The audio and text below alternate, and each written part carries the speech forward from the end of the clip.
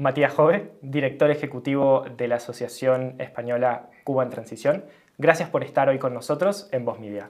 Nada, muchísimas gracias Santiago y muchísimas gracias a Voz Media por dar voz a todos estos temas que son muy importantes. Es un gusto tenerte aquí para hablar sobre la relación entre La Habana y Moscú, frase que, dicha así, suena y mucho a la Guerra Fría, ¿no? A esta relación que empezó, corrígeme si me equivoco, en la década del 60, con la Cuba de Fidel Castro y con la Unión Soviética de Nikita Khrushchev, y que desde entonces se fue afianzando con momentos álgidos, como podríamos recordar quizás la crisis de los misiles con la presidencia de Kennedy, pero que terminó, aparentemente por lo menos, con la caída del muro de Berlín y la crisis que eso generó en Cuba, el conocido como periodo especial. Te quería pedir si nos podrías primero situar históricamente en cuándo se retoma esta relación tras la disolución de la Unión Soviética.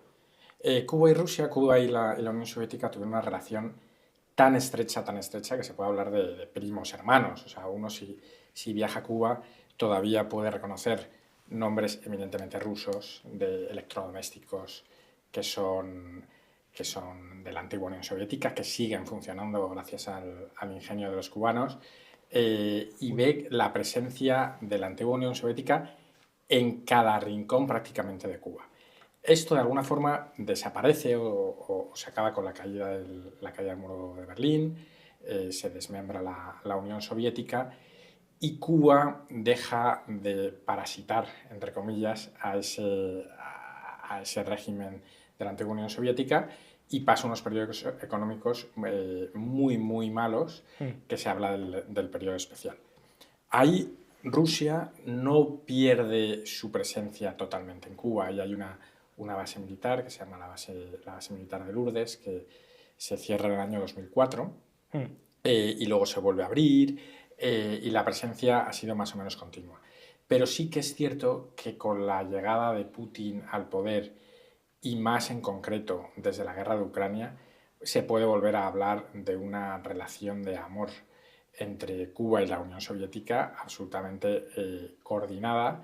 Y es que Cuba, una vez más, Cuba le dijo una vez a Jorge Edwards, este escritor chileno que estuvo en Cuba, con la Embajada de Chile en los años 70, tuvo una primera conversación con Fidel Castro y cuenta que Fidel Castro le dijo que los cubanos no saben producir, pero son muy buenos haciendo la guerra.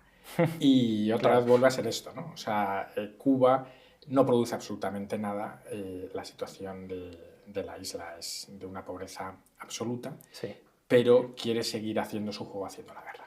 Claro, y sobre eso dicen en el informe que elaboró la organización que encabezas y Center for Free Cuba, informe titulado Cuba, aliado preferente de Putin, que la guerra de Ucrania, la invasión rusa en febrero de 2022, funcionó como una suerte de catalizador. ¿Podrías explicarnos un poquito más esto? Fue muy sorprendente la reacción internacional a la invasión de Rusia a Ucrania. Dejó a Rusia muy aislada internacionalmente.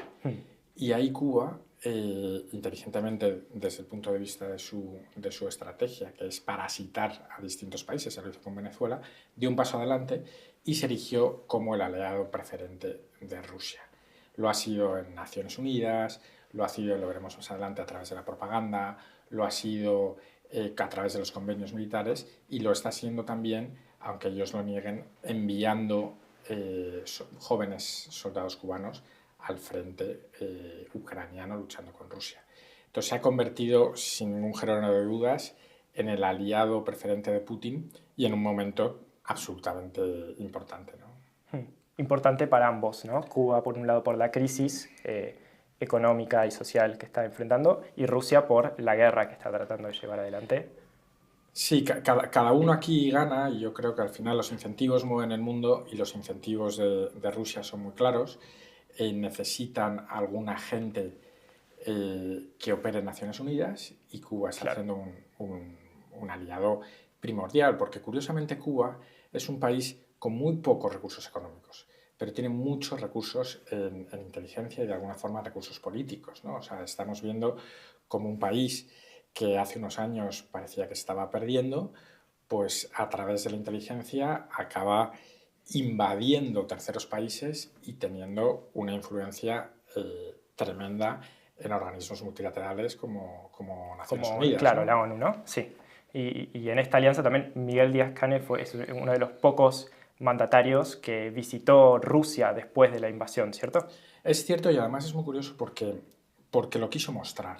O sea, de Claro, alguna forma fue una apuesta de largo ¿no? de las renovadas relaciones entre Rusia y Cuba y se inauguró una estatua a Fidel Castro, además una estatua muy cara, ¿no? O sea, que de alguna forma es una primavera en las relaciones entre los dos países donde los dos ganan, ¿no? Y vamos, lo que estabas comentando antes, o sea, evidentemente esto Cuba lo hace con la perspectiva de poder vivir de nuevo de las ayudas de Rusia. Ya está claro. llegando muchísimo petróleo de Rusia a Cuba y esa es la expectativa, ¿no? O sea, nuevamente no van a producir, sino que van a operar un poco como la agencia del trabajo sucio, entre comillas, que hagan terceros países y por un precio, evidentemente.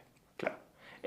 Trabajo sucio, también quería preguntarte en este sentido, ¿cómo le sirve a Rusia el papel de Cuba en los medios de comunicación, el aparato que tiene, medios de comunicación propagandístico más bien, que tiene Cuba para difundir su desinformación en español? Pues desde hace muchos años, no solo Rusia, o sea, Rusia, Irán, Siria, han estado en Iberoamérica, en América Latina, intentando tener medios de comunicación propios en habla hispana y de alguna forma vender sus narrativas y que ésta escale, ¿no? Muchas veces en Europa no lo vemos porque no estamos expuestos a esos medios de comunicación, pero en estos países latinoamericanos son muy importantes.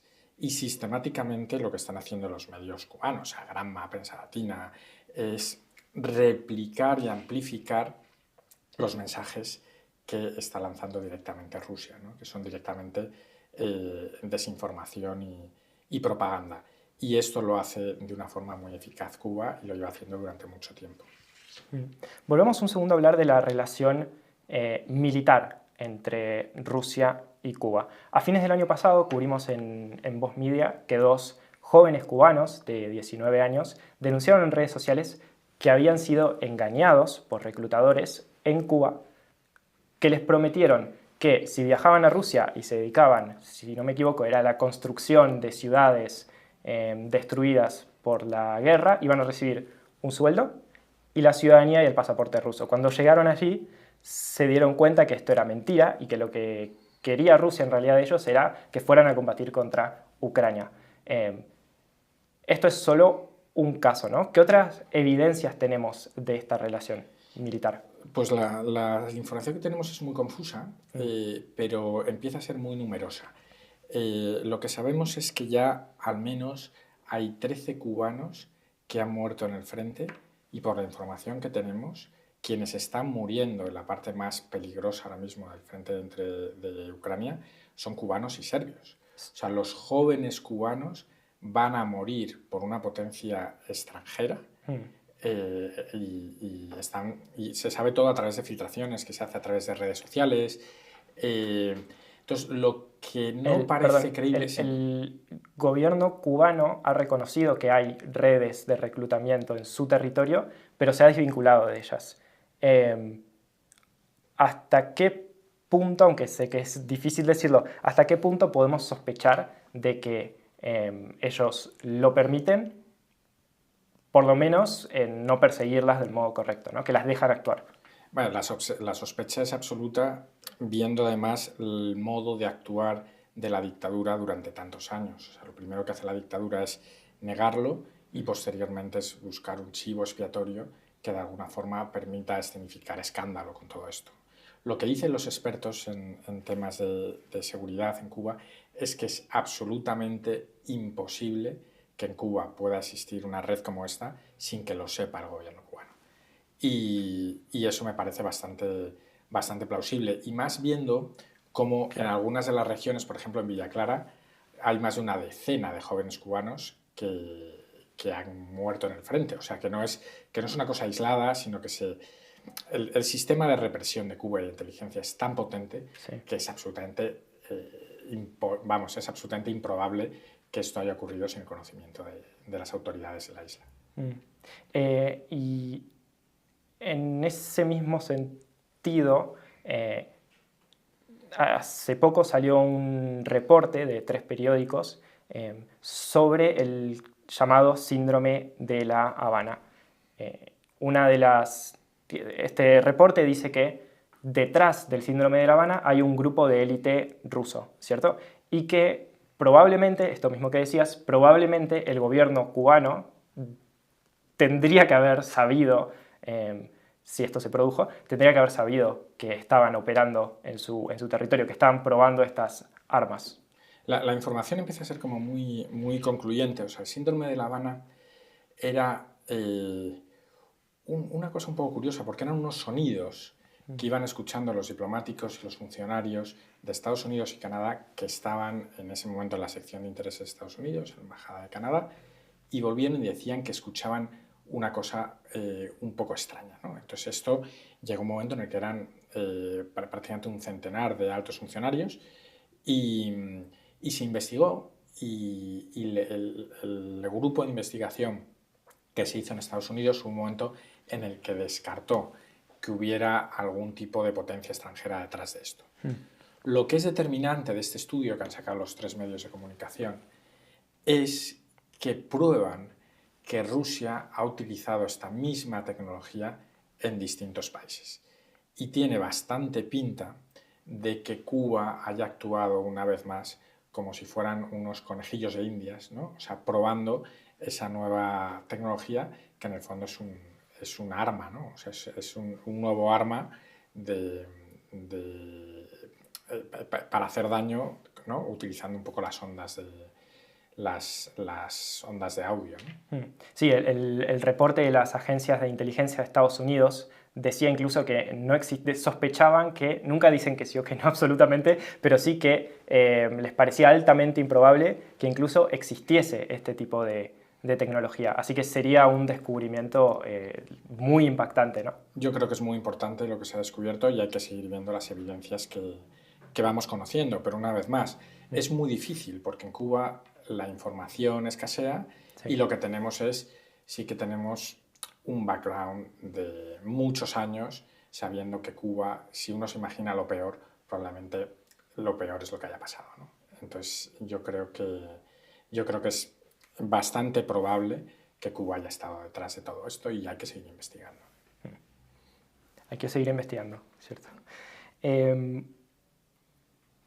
Hablemos de la situación en Cuba ahora, que tú también has cubierto y has hablado de esto, de la gente saliendo a las calles pidiendo comida y corriente. ¿Podrías describirnos un poco cómo es la crisis que enfrenta hoy Cuba y qué papel está jugando Rusia? Aunque ya un poco nos has adelantado, ¿no? Sobre todo con lo económico y también un poco con el aparato de represión.